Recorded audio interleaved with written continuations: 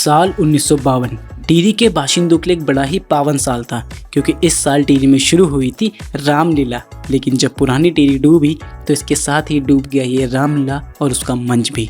2004 में जल समाधि ले चुके टिहरी की इस रामलीला का अब दूसरा अध्याय 21 साल बाद शुरू हुआ है। जी हाँ, इस रामलीला के दूसरे अध्याय में आधुनिक तकनीक तो है ही, साथ ही है पुरानी चौपाई और गीतों का टच भी। आज गुगुदी आपको टिहरी की इसी ऐतिहासिक रामलीला का नया वर्जन तो दिखाएगी ही, साथ ही उन लोगों से भी मिलाएगी जिनके दिल में आज भी पुरानी टिहरी की रामलीला जिंदा है। हिंदू मानस में नैतिकता, परस्पर सहयोग और त्याग की सुनाई जाने वाली रामकथा का मंचन शारदीय नवरात्रि की शुरुआत से ही प्रारंभ हो जाता है। नाटक में विभिन्न कलाकार राम जन्म से लेकर उनके वनवास, सीता हरण, भरत मिलाप और रावण वध जैसी घटनाओं का मंचन करते हैं।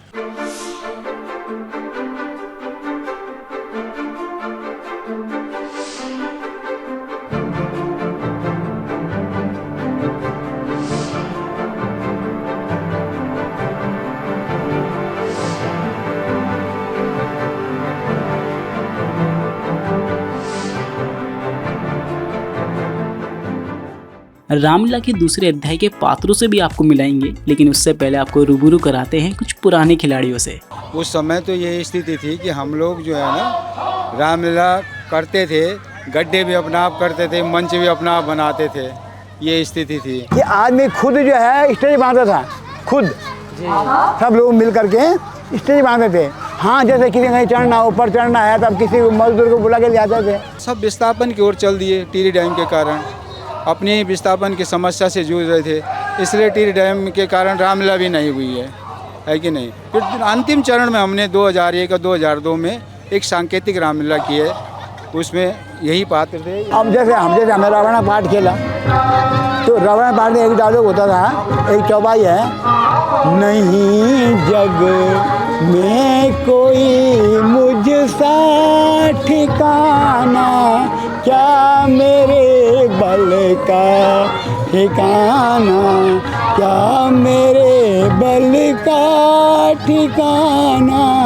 क्या मेरे बल का, तू बोले और के भोले, पता नहीं तुझको मंगल का, तेरे पति को करूं भक्षा, न पीऊं घूट एक जल का।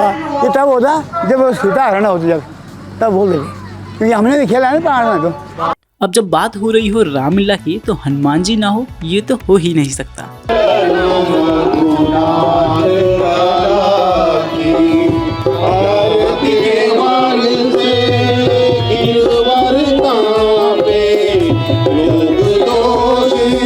हनुमान जी की तरह ही प्रेम और सेवा भाव रखने वाले लक्ष्मण का पात्र खेल रहे हैं देवेंद्र नौटियाल। आज देवेंद्र भले ही लक्ष्मण के किरदार को निभा रहे हैं, लेकिन एक वक्त ऐसा भी था जब वो दूसरों की तरह ही पुरानी टिहरी की रामलीला देखने पहुंचते थे। पुरानी टिहरी के रामलीला की यादें उनके दिल में आज भी बसी हुई है। बिल्कुल, मेरे घर के जस्ट बगल में रामलीला होती थी, थोड़ी सी दूर पे। और जब हम छोटे छोटे थे उस समय ये कुर्सियों वाली सुविधा तो थी नहीं। हम लोग उस समय क्या करते थे कि पहले ही शाम को बुक करा लेते थे, और वहाँ जो अगल बगल रहते थे उनको बोलते थे कि यार शाम को एक बोरा बोलते हैं, कट्टा बोलते हैं हमारे यहाँ ना पहाड़ में, कि उसको रख देना है, वहाँ पे एक पत्थर रख देना और वो हमारी जगह हो जाएगी। इतना क्रेज़ हमारे अंदर होता था। हमारे पिताजी भी खेलते थे, त्रिजटा का पाठ है, मेरे पिताजी ने सुमंत का पाठ खेला है, तो उनको हम देखते थे करते हो, तो हमें लगता है यार कभी हम भी ऐसे करेंगे उनको देख के। तो बड़ा उत्सुकता होती थी उस समय, हमारी इच्छा करती थी, और कुछ नहीं था तो हम जबरदस्ती घुस के ये करते थे कि हमें बंदर बना दो, राक्षस बना दो। मैं आज भी देख रहा था, कुछ बच्चे आए कि भाई जी हमें कुछ पाठ दो। मैंने कहा सब खड़े हो जाओ, सब बांदर हो तुम जितने हो। 21 साल के लंबे इंतजार के बाद टिहरी की रामलीला फिर एक बार अपने मंच से बड़े बुजुर्गों का मनोरंजन तो कर ही रही है, साथ ही नई तकनीक के जरिए बच्चों को रामायण का पाठ भी सिखा रही है।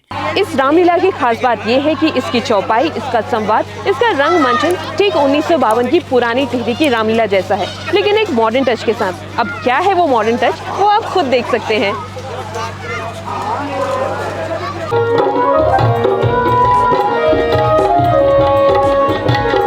नई तकनीकी इस्तेमाल के साथ रामलीला को और भी बेहतर बनाया गया है। जगह जगह टीवी के साथ लाइव टेलीकास्ट का भी बंदोबस्त किया गया है। लगभग 3-4 महीने से हम लोग इस पे काम कर रहे थे, खाली इवेंट पे। कई टीमें बॉम्बे से आई हैं। लाइव टेलीकास्ट सिस्टम जो आप देख रहे हैं डिजिटली सब जगह, जो कल 50,000 लोगों ने देखा है, वो बॉम्बे की टीम है। आप ये स्क्रीन वगैरह हमने व्यवस्था इसलिए करी है, आप देखिए पंडाल में जब 1,500-2 हज़ार आदमी हो जाएगा, और ये बच्चे आप देखिए, बच्चों को भी अगर मैं कहूँगा आप दिखा दें अपने कैमरे में, ये बच्चों का जो प्लेइंग एरिया हमने बनाया है, वो बच्चे अकेले तो आएंगे नहीं, नेचुरली उनके पेरेंट्स आएंगे।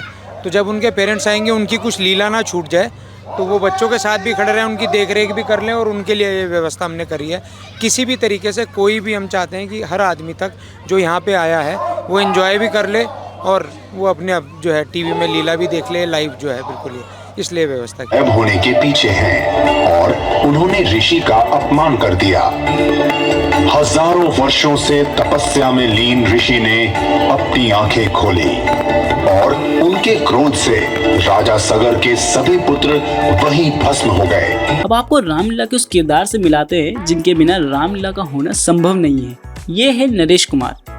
अब जानते हैं इनके रावण बनने का अनुभव। सर, रावण का पात्र जो है मैं कम से कम 25 साल से निभा रहा हूँ, और रावण के पात्र को करके लगता है मुझे कि मैं कुछ कर रहा हूँ और मुझे कुछ करना चाहिए। सर, हमारी जो टिहरी की रामलीला थी वो एक अलग ही तरीके की रामलीला थी। तो जो हमारे बुजुर्ग लोग थे उन्होंने अपने आप ही इसका संकलन करके एक ऐसी रामलीला तैयार की कि जिसे आप लोग सब पसंद कर रहे हैं। आपको उसके गाने, उसके डायलॉग, हमारी थीम ज़्यादा डायलॉग के ऊपर ज़्यादा है, मतलब चौपाई भी है, गाने भी हैं, लेकिन डायलॉग उसमें ज़्यादा है। कि जैसे रावण के डायलॉग के लिए आप बोल सकते हैं कि अगर रावण डायलॉग बोल रहा है कि जानता है यह जग सारा, लंकेश की इस तलवार को जाओ ले जाओ बचाकर पक्षी अपने प्राण। तो ये रावण के डायलॉग हैं, इनको देख करके लगता है कि रावण का किरदार हमें निभाना चाहिए। रावण की गरज भरे डायलॉग्स तो आपने सुन लिए, अब जरा नटखट वानर सेना से भी मिल लीजिए। वो वानर सेना जो रामायण में भगवान श्री राम का सेतु बनाती है। इन बच्चों से भी जान लेते हैं कि उन्हें इन किरदारों को निभाकर कैसा लग रहा है। मेरा नाम तो पहले आदित्य कोटनाला है, दूसरी कि आज इस बार मतलब इस साल पहली बार हो रहा है, तो इसमें तो अब बहुत मज़ा आ रहा है रोल करके। कल भी हुआ रोल, अलग अलग रोल मिले जो मतलब छोटे मोटे कैरेक्टर्स के, तो उसमें बहुत खुशी हुई। इतनी भव्य रामलीला का नज़ारा देखकर हमारा मन आनंदित हो गया, आपका भी हो गया होगा।